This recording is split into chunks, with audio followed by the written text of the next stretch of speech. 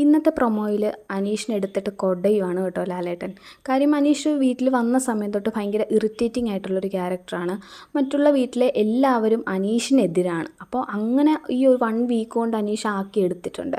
അപ്പോൾ ആദില നൂറ കേസിൽ അവരുടെ വിവാഹത്തിൻ്റെ കാര്യത്തിൽ എന്തോ അനീഷ് ഇടപെട്ട്, അതായത് സംസാരത്തിനിടയിൽ എന്തോ ഇടപെട്ട് അവർക്ക് ഫീൽ ചെയ്യുന്ന രീതിയിൽ സംസാരിച്ചിട്ടുണ്ടായിരുന്നു. അത് ലാലേട്ടൻ ഈ വീക്കിൽ വന്നപ്പോൾ ചോദിച്ചു. അത് മാത്രമല്ല, അതിൻ്റെ കൂട്ടത്തിൽ ബാക്കിയുള്ളവരുടെ പരാതികളൊക്കെ കേട്ടു.